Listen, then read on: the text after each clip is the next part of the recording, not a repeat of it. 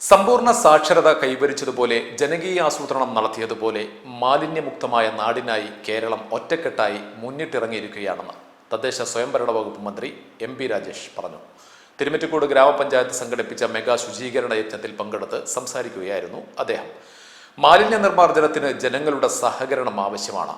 പൊതുനിരത്തിൽ മാലിന്യം വലിച്ചെറിയുന്നില്ല എന്ന് നാം ഓരോരുത്തരും ഉറപ്പുവരുത്തണം. ഈ മെഗാ ശുചീകരണ ക്യാമ്പയിനിൽ പങ്കെടുത്ത വിദ്യാർത്ഥികൾ ഉൾപ്പെടെയുള്ള എല്ലാവരെയും അഭിനന്ദിക്കുന്നതായും മന്ത്രി അറിയിച്ചു. കേരളം ഒറ്റക്കെട്ടായി ഒക്ടോബർ 2 മുതൽ മാർച്ച് 30 വരെ 5 മാസം നീണ്ടു നിൽക്കുന്ന ഒരു മഹാജനകീയ യജ്ഞത്തിന് രംഗത്തിറങ്ങിയിരിക്കുകയാണ്. നമ്മൾ സമ്പൂർണ്ണ സാക്ഷരത കൈവരിച്ചതുപോലെ, ജനകീയാസൂത്രണം നടത്തിയതുപോലെ മാലിന്യമുക്ത നവകേരളം എന്ന ലക്ഷ്യത്തിന് പരിസരം ശുചിയായിരിക്കുന്നു എന്നുറപ്പുവരുത്താൻ ഒറ്റക്കെട്ടായിട്ട് രംഗത്തിറങ്ങിയിരിക്കുകയാണ്.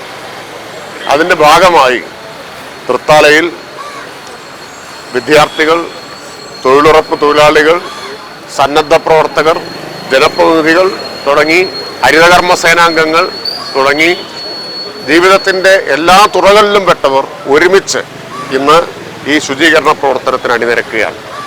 ഏറ്റവും പ്രധാനപ്പെട്ട കാര്യം, ഇവരിതെല്ലാം ഇന്ന് വൃത്തിയാക്കി പോയി നാളെ മുതൽ പഴയതുപോലെ ഇനി റോഡരികിൽ മാലിന്യം വലിച്ചെറിയാം എന്ന് സ്ഥിതി വരരുത്. അത് അനുവദിക്കില്ല.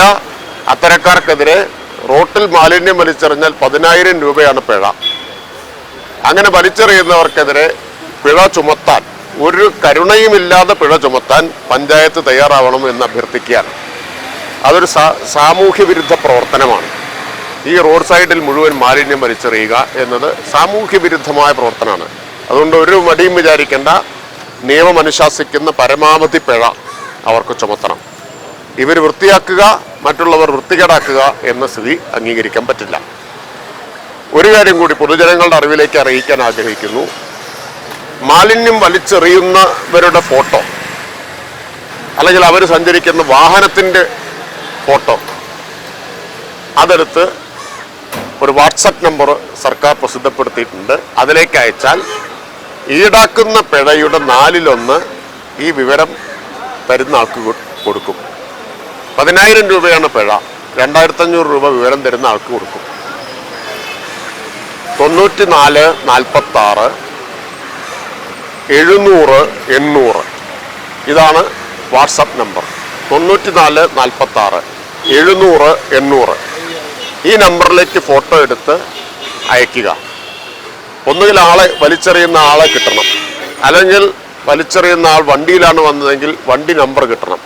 അപ്പോൾ മാത്രമേ ആളെ കണ്ടെത്തി ഫൈൻ ചുമത്താൻ പറ്റൂ. കണ്ടെത്തി ഫൈൻ ഈടാക്കി കഴിഞ്ഞാൽ ഈടാക്കിയ ശേഷമേ കൊടുക്കാൻ പറ്റൂ. ഈടാക്കിയ ഫൈനിൻ്റെ 4/1 ഈ വിവരം തന്നയാൾക്ക് കൊടുക്കും.